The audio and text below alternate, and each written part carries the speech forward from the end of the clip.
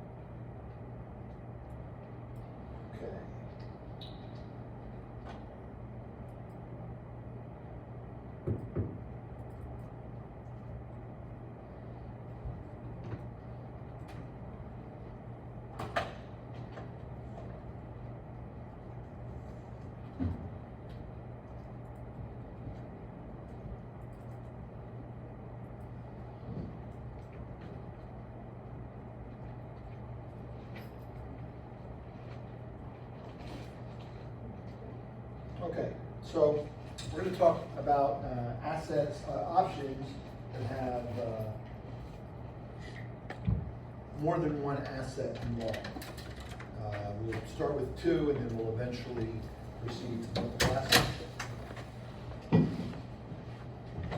So the primary use case we'll find for multiple asset pricing is going to be energy options, power, any option that, well, let me write the formula first, and we'll talk about the context. But suffice it to say, any time there's a spread of two different assets involved, you have multiple asset options. So payoff, let's use a call on S1 against S2, okay?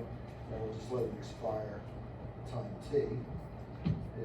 Payoff is equal to the let me put this payoff. This is not the price formula, is equal to the max of S1 of T minus S2 of t and 0, right? So, you should recognize immediately this looks a lot like the payoff from a what? Regular call option, right? What's the payoff from a call, right? It's just ST minus K. There's a fixed rate, right? So the difference here is there is there's another asset being involved, right? Which is going to have additional volatility, so potentially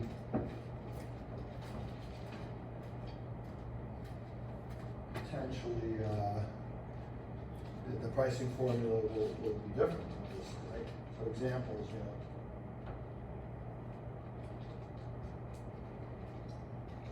might be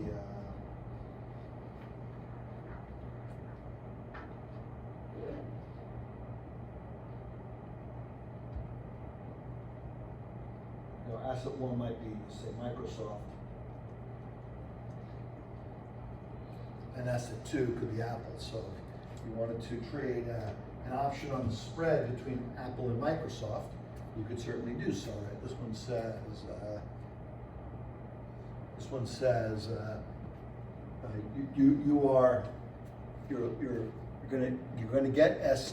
you're gonna get Microsoft if you exercise, and you're gonna pay with Apple stock, okay? And we'll put a note here, assume share counts are normalized.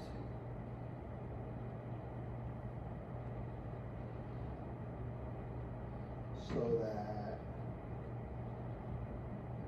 S1 is approximately equal to S2. Now, of course, at any moment in time in history, Microsoft and Apple could trade at vastly different prices.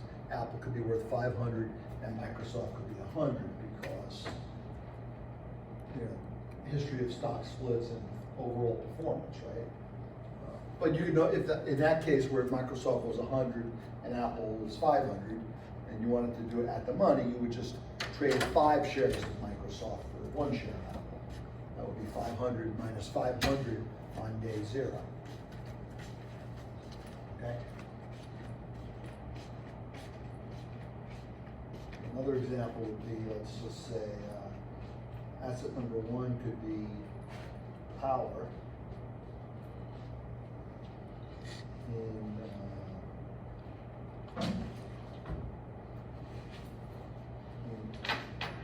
ERCOT North for August. Let's make it and this is the other side would be natural gas. And this is the example we'll actually spend a lot of time on, where a power plant. What's a power plant, right? A power plant. This is example 1. This is example 2. In this case, it might be the case. You might say 1 megawatt hour of power versus 7 MMBTU in natural gas. Because the way power is generated, power is generated in many ways, but a common way is to burn natural gas, heat up a boiler, and boiler generates steam, and the steam is used to spin a turbine. The turbine generates electricity. That's kind of a common way to make power. There are other ways, obviously solar, wind, coal, or the nuclear are the 5 primary ways. A few others, geothermal. Okay. So, whereas buy Microsoft and sell Apple on exercise, that might be a little bit of a contrived example. Although people could do it, there's no reason why a firm like Goldman Sachs wouldn't want to sell that to somebody. If you had an opinion on the relative value of Microsoft versus Apple, you could make this bet. Now, pairs trading is a common way of trading the stock market if you're a hedge fund or other firm. You know, if you think Microsoft has been underperforming relative to Apple, and you expect that it will close the gap because the market, will decide that they're really, worth similar value, then, you buy Microsoft, you sell Apple, and you wait for the spread to close. You could do this on steroids by employing leverage, where you have, not only do you have an opinion about the relative value of Microsoft stock and Apple stock, but you also have an opinion on the relative volatilities. You may feel that the volatilities of both Apple and Microsoft are low. You may feel that one is high, the other one is low. Where when we say volatility, of course, we're talking about implied volatilities. Whenever there's option pricing going on, into the formula goes the implied volatilities. The basis of what's a good implied volatility or a bad volatility is driven by real volatility in the market. If the world's been really crazy, the past 1 week or two, volatilities will be higher. If it's been really quiet, volatilities will be lower. And either way, and then on the other side, we've also got, there's supply and demand. A lot of people want to buy options, volatility is going to be higher, other things being equal. A lot of people want to sell options, volatility will be lower. If you have a lot of retail traders coming into the market selling options like covered calls to monetize their investment a little bit, they'll be pushing volatility down. So the two main drivers of implied volatility are supply and demand. And supply and demand usually is closely tied to real volatility in the market. When we say volatility, this is kind of a good first question to interview. What does it mean to speak about volatility in the Black-Scholes context? What is volatile? Well, obviously, what is volatile is the price of an asset. Microsoft moving a lot, that's volatile. Not moving so much, it's not. But how do you compute the historical volatility? What's the important aspect of the formula? Are we talking about price volatility or something different? Right? Volatility means, volatility always means returns volatility, right? Volatility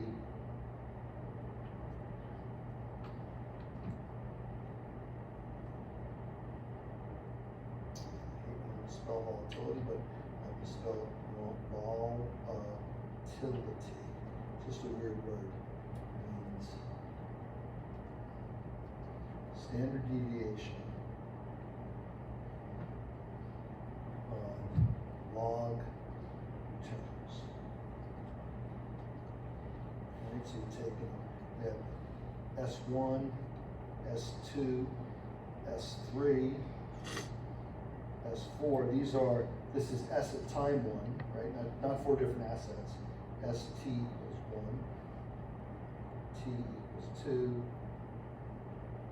T equals 3, T equals 4, right? You take these two, you say what's the natural log? S2, S1.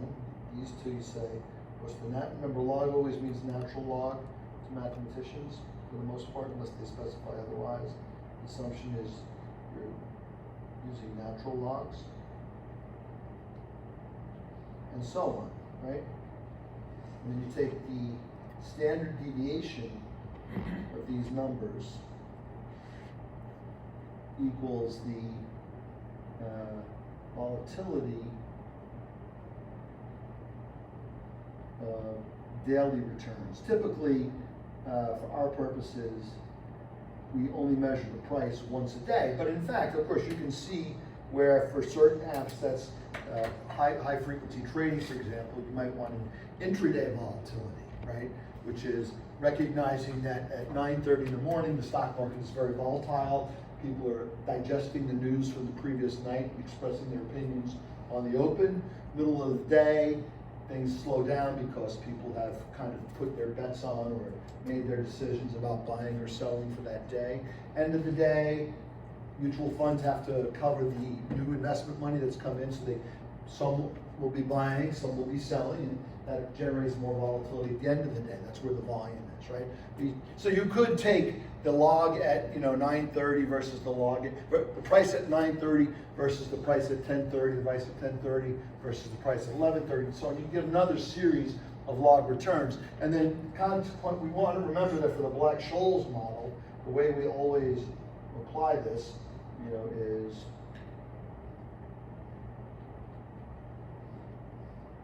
the way we always apply this is convert to annualized vol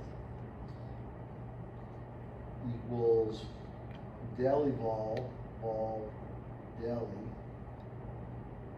times typically the square root of 252 is the annualization factor. That's the U.S. stock market. Currency market, maybe 260 would be better, although currencies tend to be pretty, even though currencies trade on U.S. holidays, the volatility is atypical. Of course, if you're going to exclude, if you look at a year's worth of U.S. stock prices, you're probably going to find about 252 closing prices in a day, because something like Yahoo Finance, it'll only, or the New York Stock Exchange or NASDAQ, they'll only record a closing price on days when the market is open. So you really only get 252. But if you look at the price of the euro versus the dollar, there'll be a 5 o'clock price every day, including holidays. And if you sample that many points, maybe you want to scale by 260 instead of 252. Or you may want to say, I'm going to exclude holidays because it's atypical. It's kind of, in which case you still have to look ahead. If I'm selling this option and I'm looking at the month ahead, all right, there's no holidays. But if I'm looking 2 months ahead, you see Labor Day is sitting there. It's going to be a U.S. holiday. You can anticipate that it's going to be quiet. The last Monday in August is a British banking holiday. They call it bank holiday. And that will be typically a quieter day because a lot of trading takes place in London. The U.S. has, of course, Memorial Day, 4th of July, and Labor Day in the summertime. The British country has, Great Britain has a holiday the last Monday in May and the last Monday in August. Those are called the British banking holidays. France is a pretty big trading country. They have a variety of Catholic holidays that they celebrate, and the euro volatility may be muted on those days. So you keep these things in mind, okay? All right, so now we're trying to price, so that's what a volatility means, right? But now we have this issue, which is, we're trying to price this payoff, right? So we know that, the stochastic process for, the first asset is equal to, R minus, I'm going to put Q1 dt plus sigma 1 dz. I'm putting ones for a reason you'll see in a moment. So by our normal Black-Scholes thinking, S follows geometric Brownian motion. It's a stock. That's our model. We can put the S1 on the other side, but this is a common way to write it. But asset 2 also follows a stochastic process, and we're going to use typically the same stochastic process. And notice because it's a different asset, it's got a different dividend rate. It's a different asset, it's got a different volatility, and for reasons that are maybe not immediately clear, we also want to have a second Brownian motion. And what this means is that we're not assuming, so Z, what does the DZ1 represent? It represents a momentary introduction of information into the market for S1. Something happens every moment in time. You can think of a moment as being a second. Of course, a moment is infinitesimal, but every second something's happening all day. And if some big news comes out about cryptocurrency, that might affect Coinbase as a stock, but might not affect Microsoft. If some big news comes out about tariffs on or NVIDIA being allowed to sell a certain chip into China, which happened 2 days ago, right? NVIDIA stock's going to move a lot. Apple stock may move a little bit with it, but not so much. And Procter & Gamble or General Motors or Tesla maybe won't move at all. Well, Tesla might move because easing restrictions into China for NVIDIA probably is at least partially bullish for Tesla, which also wants to sell into China. But the point is, the Z1, which, you know, in theoretical financial mathematics, they kind of think of it as the flow of information. And if you're sitting, like, you know, if you're sitting in front of a computer screen, there's news popping up all the time, right? You get things, you know, you get alerts on your phone, right? Every time something happens, you pick your phone up, something happened, right? Well, that's the flow of information. DZ1, this is my job calling now. I have to turn off all these notifications, I guess. You know what I could do? You know what I could do? Just turn off my internet connectivity, and then all my personal life won't be on display here. That's really, there we go. Okay. Not that I have anything unsavory going on in my life, but so Z1 and ZZ2 represent the fact that there's different information that affects those two stocks. Okay. Now, the thing that has not yet been mentioned, and I'm going to mention it right now, is that there's something called, well, you know, I'm sure you're familiar with this concept. We're going to write it this way: DZ1, DZ2 is equal to rho dt. And this is the instantaneous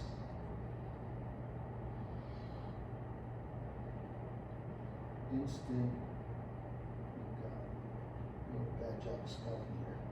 Instantaneous correlation. So this thing here is called the quadratic variation. So quadratic in this case really tells you that there's two different assets involved. Like in a quadratic equation, you have the second power involved. So the quadratic variation is it's similar to volatility, to variance ultimately. Now we have two assets involved. What this just says is that DZ1 and DZ2 are not independent Brownian motion, which they could be. It could be like the market for natural gas in Europe may be completely independent of the market for consumer products sold by Kraft in the United States, right? People buy and sell gas in Europe depending on how cold it is in Europe and whether there's a war going on with Russia, and people buy cheese doodles in the United States depending on whether they're hungry and they've given up on life and they don't care what kind of garbage they put into their body. Okay, a little editorial comment there, right? But, you know, one of the sort of the truisms of financial markets is all assets are somewhat correlated, you know, more or less correlated. Now, I mean, the correlation could be a low number. First of all, correlation, we'll talk about how to calculate it in a few minutes, but what's the bounds on correlation? What's the highest value that correlation can be and the lowest value? 1 to -1. Yeah, -1 to 1 is the bounds on correlation, right? And even if some things are perfectly correlated, does that mean their prices move by the same amount every time? Okay, that's a good answer. You're shaking your head. Now, why not? What is it that? I tell you that, you know, Apple stock and Microsoft are perfectly correlated. Let's just say I assume that. Apple moved by $5 today. What happened to Microsoft? What's the first thing you don't want to say? $5. Microsoft didn't necessarily move by $5 because if Apple was 500, right, and Microsoft was 100, Apple moving by $5, what now might you expect Microsoft would move by? You might think it's $1. That's at least a good start. Apple moved by 1%. Microsoft moved by 1%. And this gets to this is the first essential point, which is that we're talking about the returns are being correlated. We're not talking about the prices being correlated. The prices will also be correlated to the extent returns are correlated. Like, look, if they both move up in returns, they're also both moving up in price, right? But perfect correlation, first of all, implies that size of the shock is computed. There's one more thing that has to be taken into account. So let's change it from Apple and Microsoft. Let's say I tell you that Apple and GM are perfectly correlated. They're not, but let's just say that GM's trading at 100 again, Apple's trading at 5. Okay, so now Apple moves by $5, 1%. How much does GM move by? You could say 1%, that's not a horrible guess, but there's a weakness to it. What's the weakness? It's so close to zero. No. The weakness is that there's no reason to assume that daily returns of Apple are the same size as daily returns in GM. One might expect two tech stocks to sort of move with equivalent, what's the word I'm looking for when I say, what variable do we have? I've already mentioned it 5 times, it's on the board, that measures the size of the movements. Standard deviation. Standard deviation, right, or volatility in the parlance, right? But right, you know, even if Apple moves a lot, percentage-wise, GM might only move half as much if its volatility is lower, right? You understand that? You know, if GM's vol on an annualized basis is 15, and Apple's vol on an annualized basis is 30, and they're perfectly correlated, what we're actually saying is that we expect when Apple moves by a percent, GE will move by 0.5%. That's the volatility component of it. So all those things matter, right? This thing tells you how they matter. And you'll notice, where's that row going to go in? Well, it turns out that if you take, you can rewrite this. You know, this says more or less that, you know, DZ2 will experience the same shock as DZ1, and then there'll be another component which, and that gets multiplied by, well, you know, DZ1 is going to look something like this. You know, DZ2, let's say, is going to look something like this. It's going to look like, you know, DZ1 plus a shock like this. It's going to look something like that. This is, you know, roughly speaking.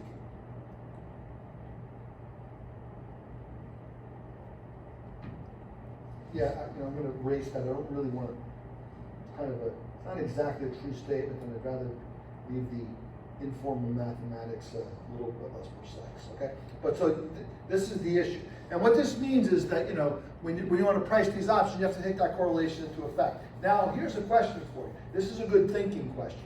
There's nothing I've told you. You're trying to price this option, which I'm going to put the payoff in the usual shortened format, right?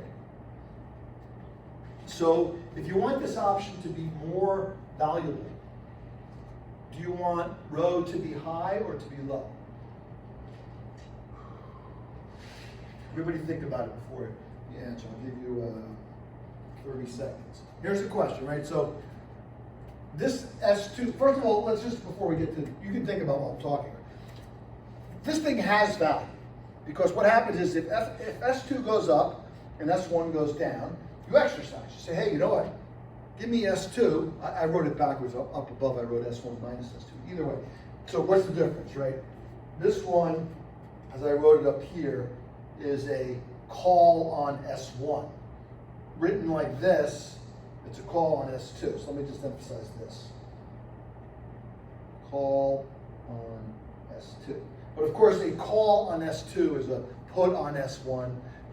Well, we should find that the Black-Scholes version of this that we see will have the call on S2 exactly what the put on S1, because you get the same payoff, right?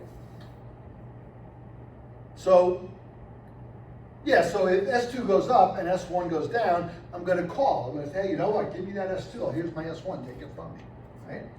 Okay. On the other hand, or even if S1 doesn't move, but S2 goes up a lot, like if you owned NVIDIA, if you didn't own NVIDIA last week and you just owned like GM or something, you're going to call the guy up and say, hey, give me that NVIDIA, man. I want that. I want those profits, right? Give me that. That stock went up a lot. I want it now, right? That's what the option's for, right? So there's value there, and we just want to find out what is the value. So now the question becomes, what are the choices for rho that will make this option more valuable? Do you want rho to be closer to the negative one end of the spectrum or closer to the positive one end of the spectrum? You want inversely correlated. You want them to be negatively correlated if possible, right? Because you want S2 and S1 to move apart from each other. You're hoping that spread will widen, because that's when you get paid. Now, of course, you know, if S1 goes up and S2 goes down, you're out of luck, right? But that's okay, right? But the point is, you're hoping, you know, and your payoffs are going to be driven by scenarios in which S2 moves in one direction and S1 moves in the other direction. And if the correlation is perfectly 100, that's not going to happen too often. But if the correlation is negative 100, every time S2 goes up, S1 goes down, and you get a nice prize there. But it's uncommon, virtually impossible for stocks to be uncorrelated. Everything has the beta of the stock market, right? If you look at correlations of major companies, they're going to be high numbers, certainly often 50% and above, and often, you know, tech stocks probably mostly 80%, right? When the market's booming, all the stocks are going up. When the market's crashing, all the stocks are going down. And in the normal times, they move separately. One of the truisms of correlated asset trading is that in a crisis, all correlations go to 1. This was sort of the kind of one of the lessons learned again, not for the first time, but learned again during the global financial crisis, which was, you know, the credit default swap market was premised on the idea that different housing markets are uncorrelated from each other. And it's never happened that the entire U.S. housing market, every area of the country had a housing crash at the same time. And well, yeah, it had never happened until it did happen. And there were a lot of structural factors that drove that. You probably learned about them, which is that money was cheap.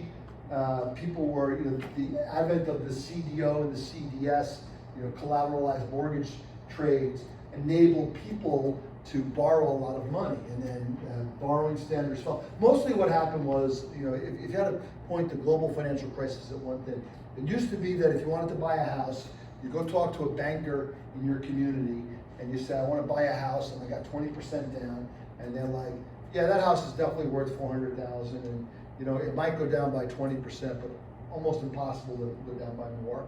So I'll loan you the 80%, right?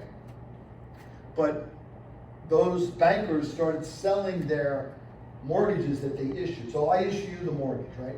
You come to me with $100,000, I give you a $400,000 mortgage, you buy a $500,000 house, okay? So now you owe me $500,000, okay?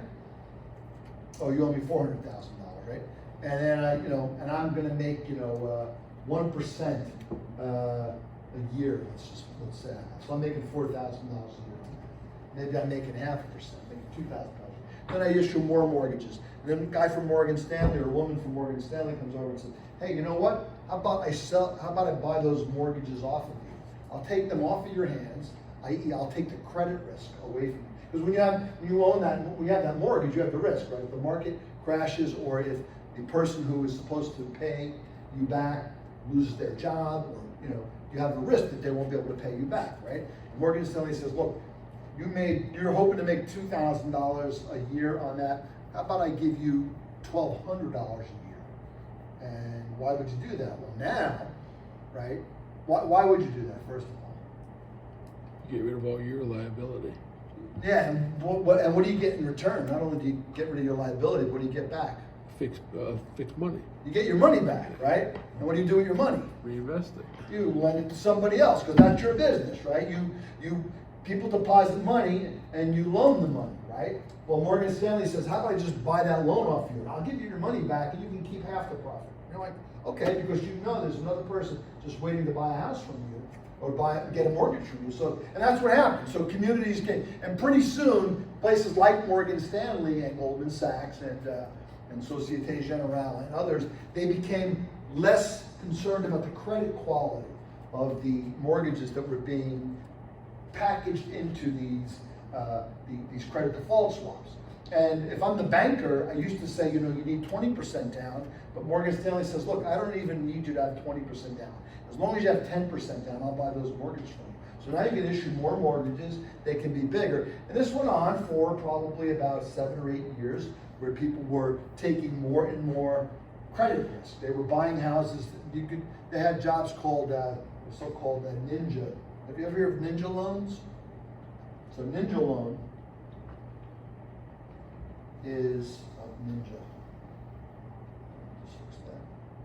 A ninja is no income, no job, no assets. So there was a brief period of time, probably circa 2004 or so, where you could just basically put down almost anything on a mortgage application and it'd give you a mortgage. And because the housing prices were going up, and you'd buy a house with the low cost mortgage, with the low cost loan, and at the end of the year, when the teaser rate on that thing expired, your house price had gone up by $50,000. You're now in equity, you could refinance and start the ball going. And it was a pretty good game until it wasn't, and then, you know, people suffered a lot for like a long time. All right, but sorry, we have this. So we have this correlation, right? So in the crisis, correlations go to zero because all correlations go to 1 because what happened was the Las Vegas housing market went bad, the Florida housing market went bad, the Northeast went bad, California went bad, Texas went bad, Midwest went bad. All of a sudden, all of the mortgages in the country were underwater, and all of these bonds that relied on them being not so correlated became worthless. Became worth less than they were issued for, and that was the crisis. Banks were in trouble because they had issued a lot of paper that they could not get paid back on, so they're going to run into capital adequacy requirements, and then, that's the end of the story. Okay, so we have these two assets. So how do we price this thing? Well, it turns out the answer to the two asset option pricing problem is known as the Margrave option.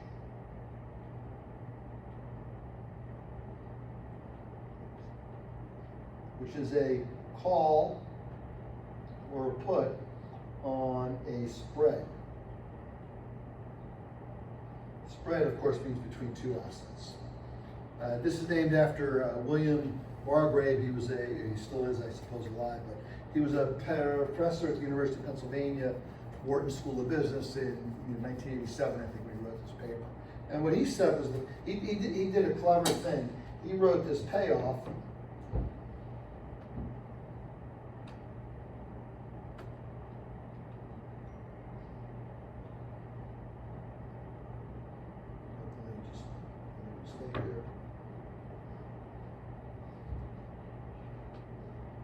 the max of S2 minus S1 and 0 is equal to S1 times the max of S2 over S1 minus S1 and 0.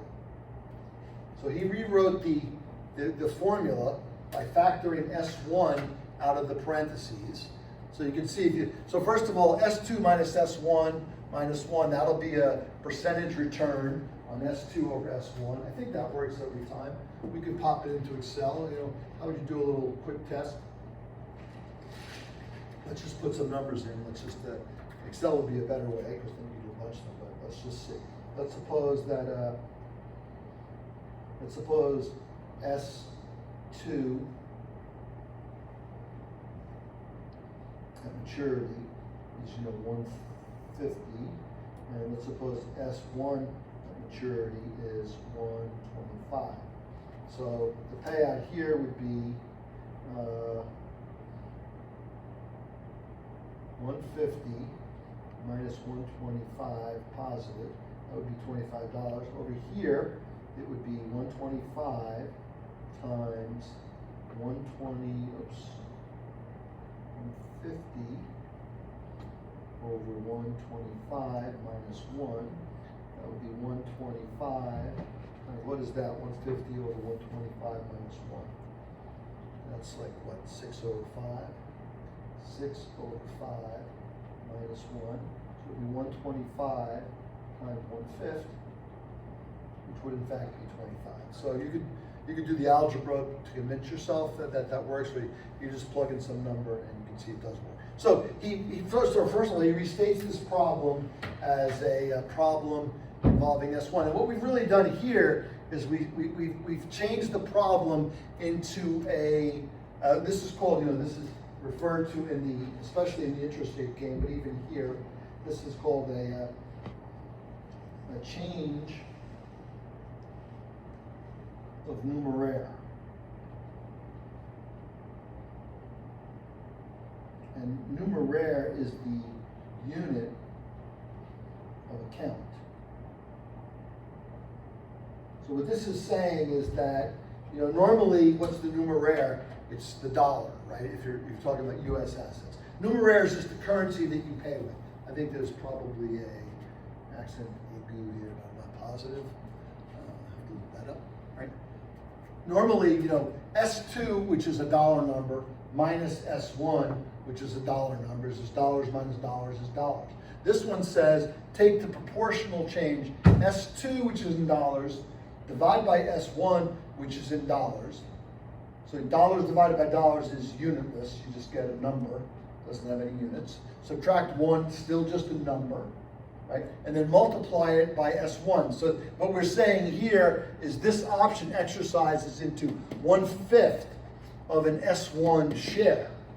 But what's the value of the S1 share at the end? You just multiply by the price of S1, which is 125, and you get back $25, okay? And change of numeraire is used a lot in interest rate option modeling where, for reasons that are technically beyond what we need right now. But the idea, what does he do with this idea? He says, okay, so he takes the, he asks this question, he says, you know, what is the process for S2 divided by S1? That's the question that he writes about in his 1987 paper. Okay, you know, we have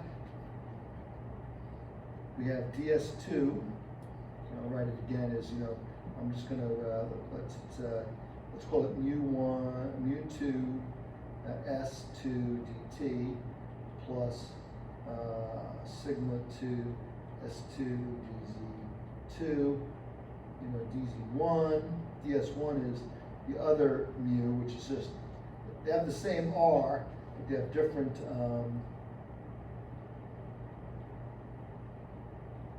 and then, you know, dz1, dz2, it's going to have your, you just write it down, they're correlated. Okay. Those instantaneous shocks are related to each other. If you take this one, there's a, you know, what is the stochastic differential? Oh, hold on a second. Of y over x. That's kind of what we're asking for. This goes back in. This goes deeper into the stochastic calculus that we want. And what we end up saying is that the process S2 over S1 is equal to. It's going to end up being. I'm going to call this mu of S2 minus S1 plus sigma 1, 2 times S2 over S1 and dz, where this is a new dz. The mu, what will the mu look like? The mu will have, the mu will end up being, so this mu is, right, this is R minus Q2, this is R minus Q1, and this will actually just be Q2 minus Q1. The R's are going to cancel each other out. And what that means in terms of the option, when you're going to be buying, you know, let's before we go there, what is the hedge for this going to look like? If you sold this option, right? What's your hedge? This is a great question. Kind of fits into everything we've talked about in this class. If you're short this option, so you're a seller, or if you want, you can be the buyer. Doesn't matter. But let's say you're the seller. I sold this option that will allow somebody to take S2 from me and give me S1. So am I long or short S2 as a seller? Always ask yourself, what could happen at expiration if they exercise? If they exercise this option, they're going to say, why are they exercising? Because S2 went up. So they're going to say, give me S2. So what's my position in S2? You'd have to buy at the hedge. Yeah, I mean, am I long or short at that moment? You're short. I'm short, right? Because he's gonna say, give me S2, right? Give me that S2. So my hedge, do the opposite to hedge, is buy S2 initially. And what happens with S1? He's gonna give me S1 when he exercises, so I become long. At the end, I'll be long S1. I'm gonna have to get rid of it to hedge myself, so sell. So the hedge on this, if you're the short, is this position is long S2, wants S2 to go up, short S1. That's the position. Do the opposite to hedge. If you own this, sell S2 by S1. If you're shorted, multiply everything by -1, okay? And so this stochastic process turns out it's just, so if I have this variable, if this is true, we didn't prove this, but this object that I'm exposed to, right, is essentially, let's just call it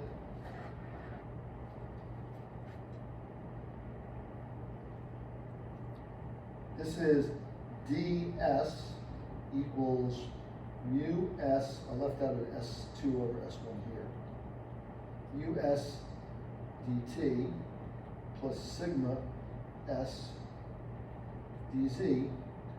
So what formula do we have that prices options on ds? And, the call option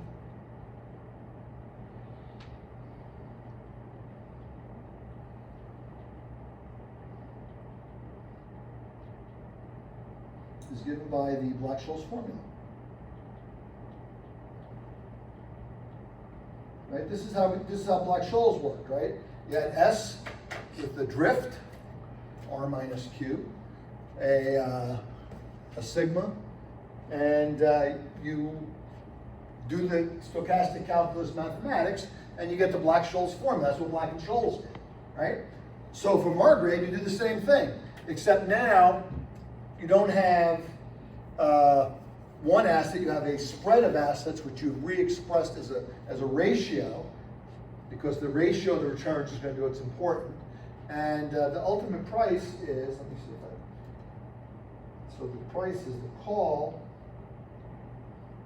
on S2, S1T. Price is going to be equal to, I'll make sure I don't get it wrong, I have it on my base here.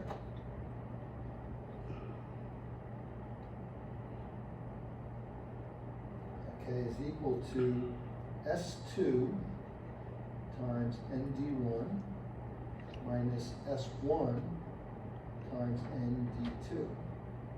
Okay? That's the first piece. So, in other words, it almost is exactly the Black-Scholes formula. What's missing? What makes it not the Black-Scholes formula? You don't have any time component in yet. There's no time component in it yet. Yeah, it's buried in D1. I just didn't write it up. But what does the Black-Scholes formula have in front? And actually, I can emphasize, if Q1 not equal to 0 or Q2 is not equal to 0, it would actually become S2 Q, hold on, e to the minus Q2t ND1 minus S1 e to the minus Q1 t ND1 ND2. No, notice D1 and D2 are still the D1 and D2 from Black-Scholes land. It's not related to S1 and S2. There's dividends, and all this just says, what this really says is, you're getting shares of stock, S2, times a weighted average value of them when you exercise, and you're paying with shares of S1 times the probability of exercise. We've just replaced K by S1, so the strike is moving around. If there happens to be a dividend, you don't have to, you have the equivalent of a discounted share of stock. This will make your delta e to the minus Q ND1 as opposed to just ND1 when we get to the delta, okay? But there's one more thing in the Black-Scholes formula. Usually I write it with F, by the way, but what is the extra term that I have when we write the Black-Scholes formula, right? Is this our Black-Scholes formula? F ND1 minus K ND2. What's one more thing that our Black-Scholes formula needs here? Risk-free rate. It needs the discount factor, that's right.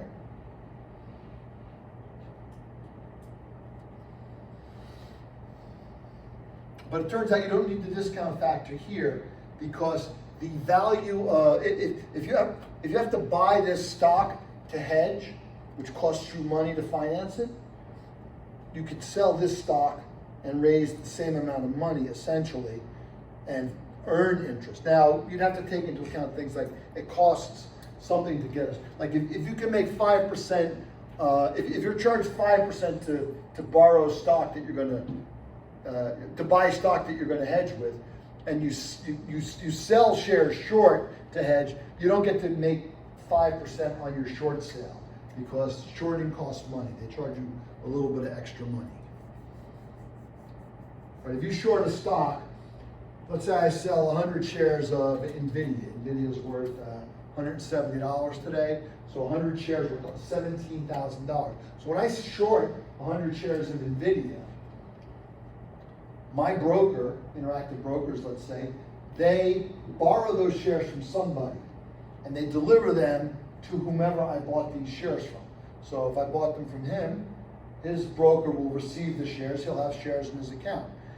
His broker will send my broker $17,000, which goes into my account. I'm getting the $17,000. On that $17,000, I will earn whatever the overnight rate is at Interactive Brokers. Let's call it 5%. So I'm earning money.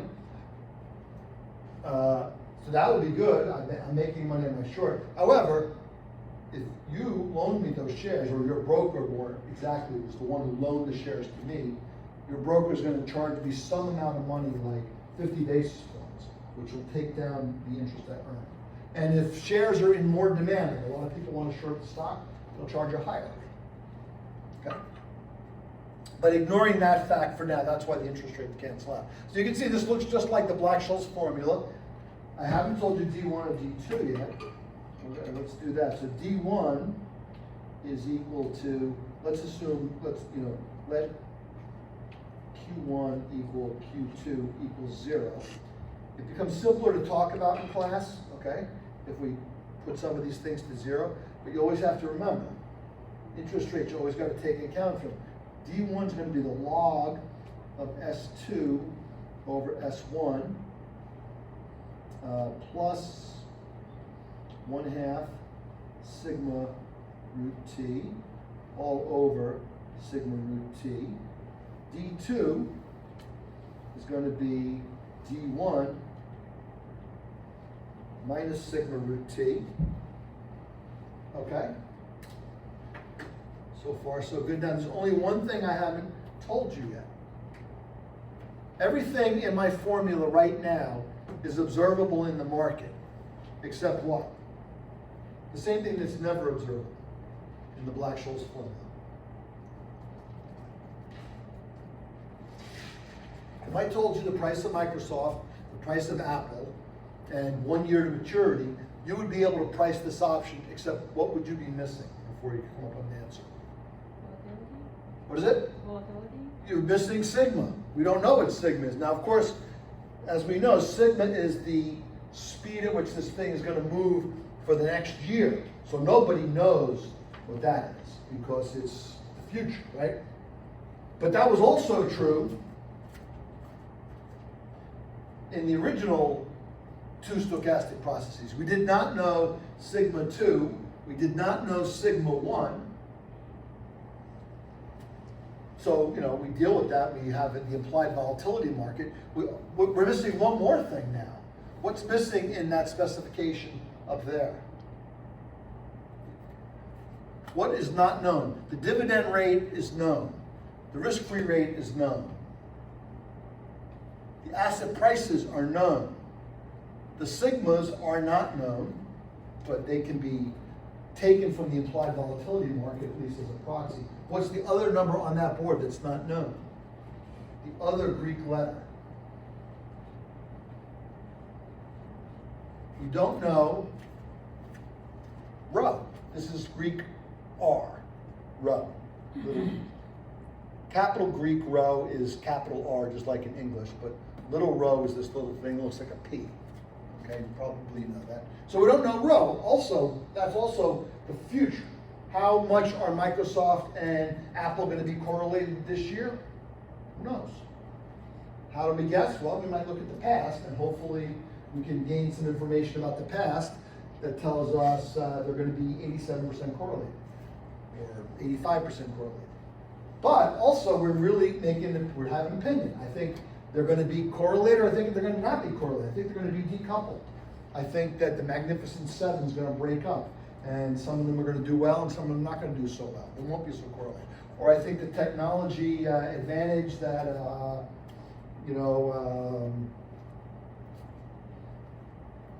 well, I think Apple's going through a slump, and I think Microsoft's been creating some great stuff.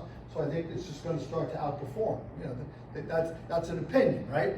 How do you compute correlations? Have you ever computed correlations in a spreadsheet or anywhere? You did, right, last semester?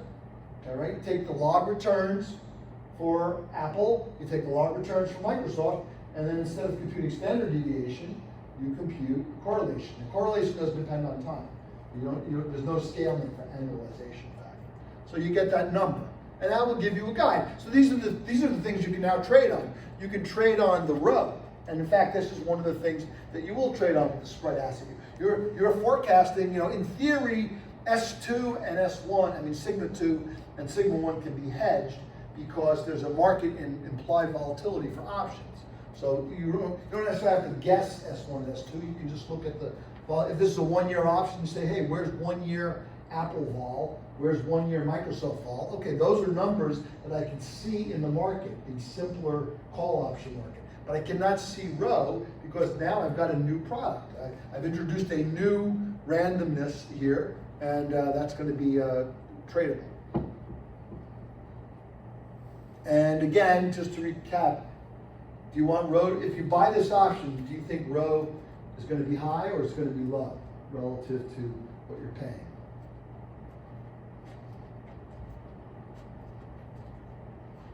Rho, you want rho to be low, right? You want these things to decouple. You want to buy it when you want to buy the rho at 90% and have 50% be realized. That will give you the most gamma hedging. So let's just take a look at there's actually a formula which can be backed out of the mathematics.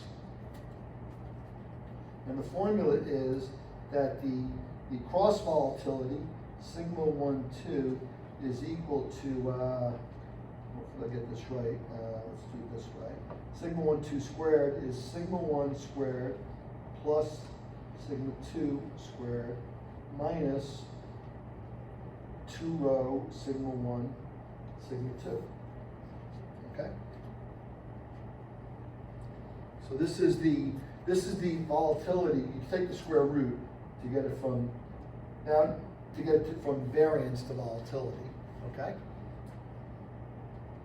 Put it another way. If you want, you could say rho is equal to sigma 1, 2 squared minus sigma 1 squared minus sigma 2 squared all over negative 2 sigma 1 sigma 2, okay? And this formula, in fact, this can be related to, I'll probably do something on this next week. Believe it or not, it's actually related to the law. What law is it related to? Well, trigonometry.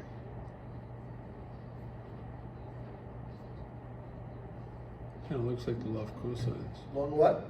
Kind of looks like the law of In cosines. fact, it is related to the law of cosines in a surprising way that we'll see. Kind of neat. But we'll do that next week. I have to make sure I have that story down.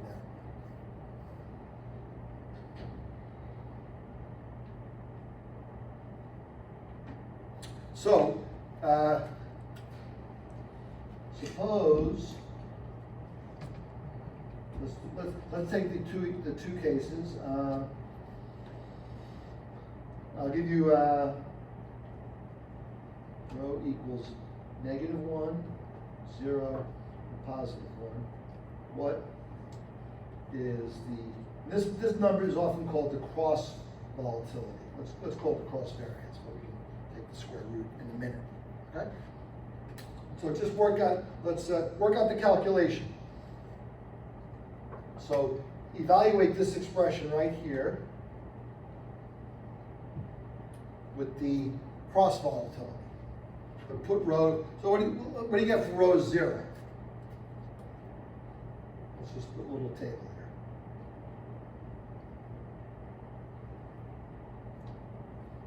Okay. If rho is 0, what's the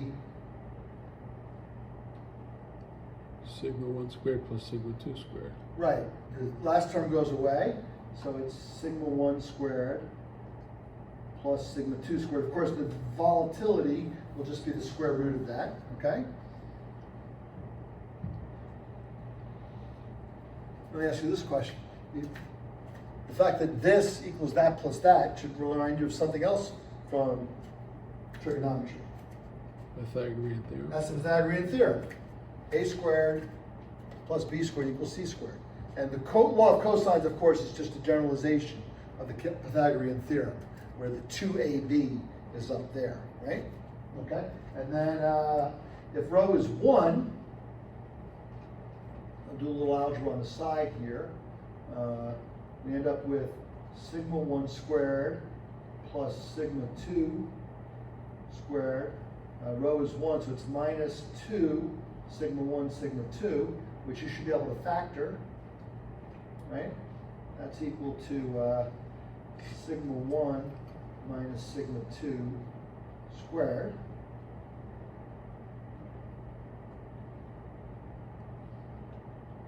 Okay, and then I think without too much trouble, you put negative 1 in, and this sign will flip, and you'll end up with sigma 1 plus sigma 2 squared. Okay? So these are the the two extreme cases and the absolute middle case, right? If they're perfectly correlated, the spread just moves by the spread of the volatilities, which is obviously the minimum, right?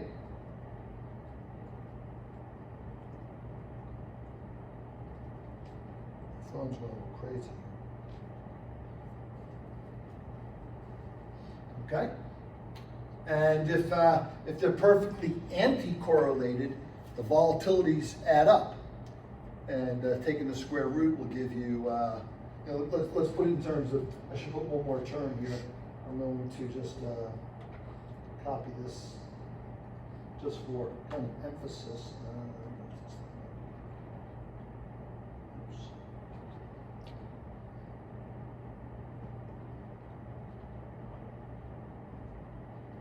Give myself a little more room.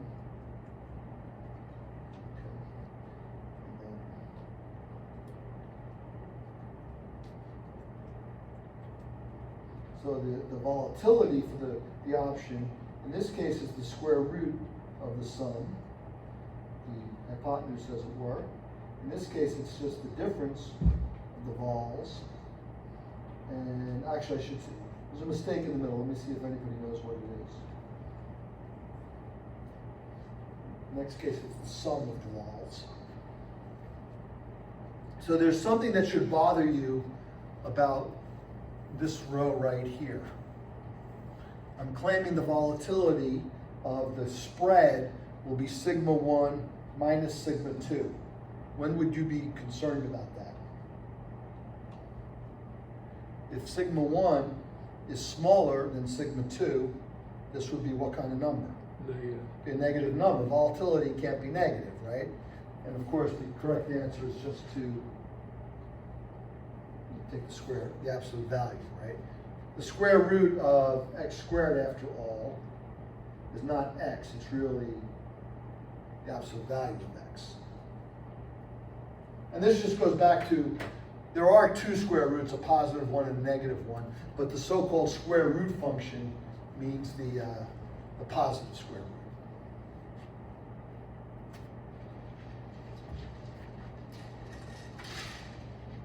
Okay, so that's the Margrave formula, and these are the volatilities. So you get most bang for your buck when correlation is -1, but that will never happen because assets tend to move in the same direction.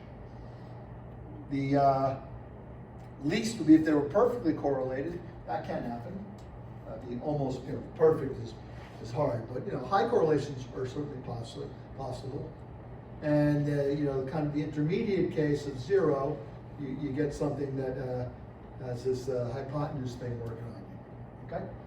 Let's take a quick break now. We'll take like 10 minutes and start 8:15. Okay? And we'll go till 9 tonight. Just give us a chance to think a little bit.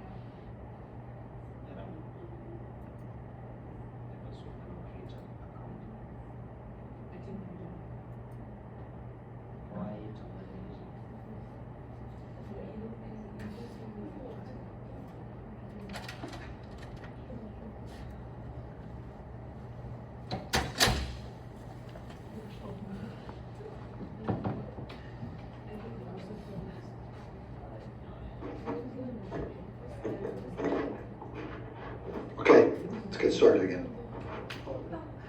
Fortunately, I forgot to have this on for the first part of the recording.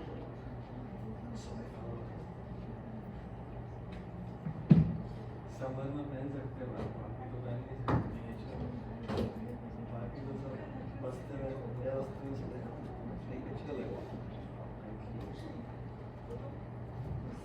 हो गया नहीं कर रहा है, नहीं ये तो ready नहीं है। क्या पूछ रहा था? हो गया इसका एकदम, और वो तो नहीं पहन के उसमें स्ट्रक्चर दिया है। इसलिए इसका पूछ रहा है क्या? नहीं उसका उसके ऊपर उसमें स्ट्रक्चर दिया है, कोई भी केस स्लाइड में देखो वो दिया है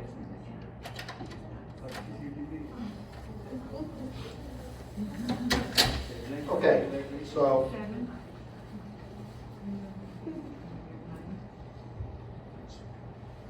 we're going to talk about Monte Carlo pricing. We'll talk more about Margrave tonight or next week if not tonight. Okay. One of the things I'm going to want to talk about is how to price using Monte Carlo simulation.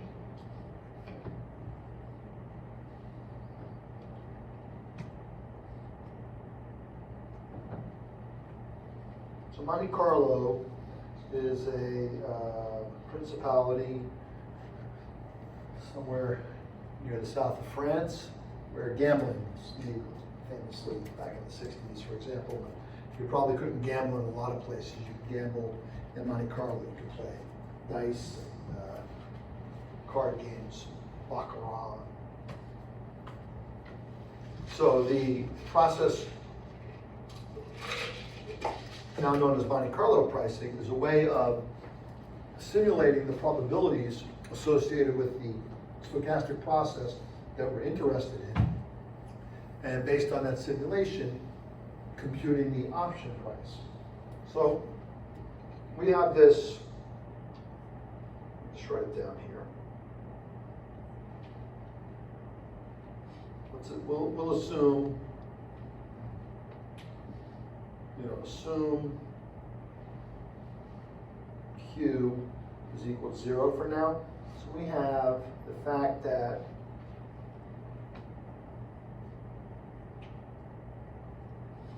we have ds at time t. So that's the first thing. What are we talking about? We're going to simulate shocks in the asset price at each time little t, from little t equals 0, which is today, to little t equals capital T when the simulation ends, right? And each step along the way, the first thing we do is we say for a risk neutral process, which means hedging is basically a way to replicate the option. Exactly, the asset price will grow on average by the risk-free rate of return. Okay? And we talked about this over here. If you do ds over s equals rdt as a ordinary differential equation, then s at time t is just equal to s at time 0 times e v rt. This is essentially compound interest formula. Compound interest formula you might have learned in Algebra 2. Compound interest just means it grows according to this. The compound interest formula can be derived a lot of ways, but most commonly it's the ordinary differential equation. This is just a shorthand for saying that the derivative of this thing with respect to time is equal to, so dSdt is a real quantity defined in mathematics, right? It's the instantaneous slope of the function s that depends on t, on the t-axis, okay? Or if you want to think of it this way, it's dy over dx is equal to ry. So you can remove the relationship to time and asset pricing and just say y is just some function of x. It has a derivative with respect to x, and that derivative happens to be some number r, you know, I can even go a little, I'll go one step, make it, let's just call it, so whatever this number is, so we take finance out of it all the way. This just says that this function, y, and, you know, the ordinary differential equation problem is find y of x. Y depends on x, which you know is a shorthand for writing y is some function of x, right? So we know what functions are. You stick x in, there's some formula, you do some math, arithmetic, trig, whatever the math is, you get a new number y. It's a function means that no matter, if you pick an x, only one value of y comes out. That's a function, right? If I tell you 5, what's 5 squared? 25. 6 squared? 36. That's a function. You give me the inputs, I'll tell you the output, right? This one says that this function of y is a function of x. So I dropped the f. I'm just saying y depends on x, right? This one says that that function has a derivative, which is just a multiple of itself. And you know, I'll give you an example of such a function. Let y be equal to some constant times e to the x. Okay? Well, e is its own derivative, so the derivative of y with respect to x is just itself. So this function is its own derivative. The exponential function is the only function that has this property, with the exception of the zero function. The derivative of 0 is also 0. That's why exponentials are important. They are their own derivative, and it's the only function with that property. Okay. In this case, this means that y depends on x is equal to k e to the x. Because then dy dx equals k e to the x.